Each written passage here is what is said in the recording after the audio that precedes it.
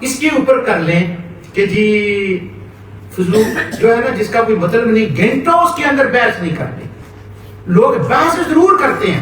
یہ ایک ہماری سوسائٹی نہیں، ہیومن سوسائٹی میں کر رہا ہوں. اس کے ہم کسی دوست سے بحث کرتے ہیں، ہمیں پتا ہے کہ اس دوست کا نظریہ ہم سے دوسرا ہے، اس سے بحث کر کے دوستی ختم کر لیں گے فضولیات میں، مگر بے جا بحث ختم نہیں کریں گے. گھروں کے اندر بیویوں کے سامنے، بچوں کے سامنے اپنے آپ کو پروف کرتے ہیں آئی ایم وین، بحث کرتے ہیں، اور وہ ساری لغو ہوتی ہے. اسی کو قرآن نے لغو کہا.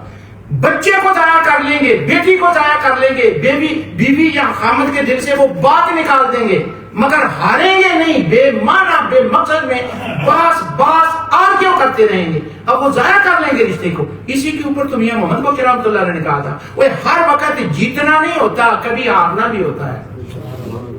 سمجھ لیں کہ اگلے بندے کو سمجھ نہیں آ رہی، خاموش ہو جائیں، لغویات سے بات رہیں. قرآن نے اس کے اوپر اتنی بات کی ہے، میں کیا بتاؤں آپ کو.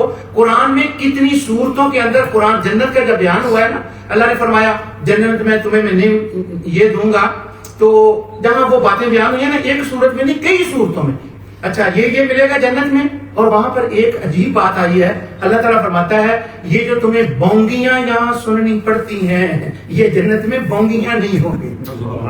لا یسمعون فیہا لغوا، وہاں تمہیں بونگیاں سننے کو نہیں ملیں گی، فضولیات نہیں ہوگا، لا حاصل باتیں نہیں ہوگی، لا یعنی باتیں نہیں ہوگی. ہم نے تو صرف یہ جنت کے بارے میں سنا ہے نا، یہاں ہورا یا کھان پین والی چیزاں، وہ انہاں دے نال اللہ نے یہ بھی کہا ہے کہ وہاں تمہارا وقت ضائع نہیں ہوگا، فضولیات نہیں ہوگی، لا یعنی نہیں ہوگی. میں نے جنت میں تمہیں بہت کچھ دینا ہے. نہ تمہارے دوست بونگیاں مارنے والے ہوں گے، نہ تم خود ہوگے. تمہارا ٹائم ایسی جگہ پہ خرچ ہوگا، ایسی جگہ پہ خرچ ہوگا جس میں تم انجوائے کرو گے اور جس سے تمہیں کچھ حاصل ہوگا.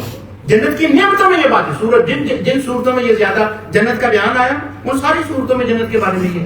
اچھا اب لیکن چونکہ امام ابو حنیفہ رحمۃ اللہ علیہ کوئی بندہ تھا تو وہ جا رہا تھا، اس سے فرمانے لگے تو کہاں جا رہا ہے؟ تو وہ کہنے لگا کہ جنگل میں جا رہا ہوں.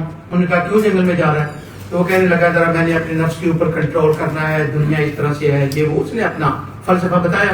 امام ابو حنیفہ رحمۃ اللہ علیہ نے اس کو بتایا جنگل نہ جا، یہی رہے اپنے گاؤں میں. میں تمہیں ایک بات بتاتا ہوں، اگر تو اس پہ عمل کرے تو جنگل میں جانے کی ضرورت نہیں. اس نے کہا کیا؟ آپ نے فرمایا ایسا کر، دو بندے کسی مسئلے پہ بحث کر رہے ہیں اور تمہیں ان سے زیادہ آتا ہو، وہاں خاموش رہ کے دکھا. اگر تو خاموش رہ جائے تو سمجھے تو نے مجاہدہ کر لیا. جنت میں جانے کی ضرورت نہیں ہے. آپ ایک ایکسپیریمنٹ کریں، دو بندے بات کر رہے ہوں، بندہ چپ رہے گا یہ اس کو جب پتا ہو.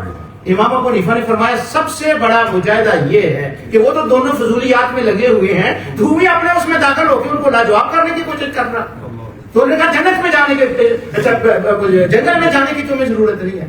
تو قرآن میں بیٹے بہت اس کے بارے میں بیان آیا. تمہاری نشو نما ہوتی ہے، روح کو نشو نما ہوتی ہے اگر کوئی بندہ بیکار اپنا وقت ضائع نہیں کرتا. اور 5 وقت اذان ہوتی ہے، حیا علی الفلاح، آؤ تمہیں بتائیں. وہاں آ کے تمہیں یہ سمجھ اور سوچ ملے گی کہ وقت ضائع نہیں کرنا چاہیے. یہ خدا کی سب سے عظیم نعمتوں میں سے ایک نعمت ہے.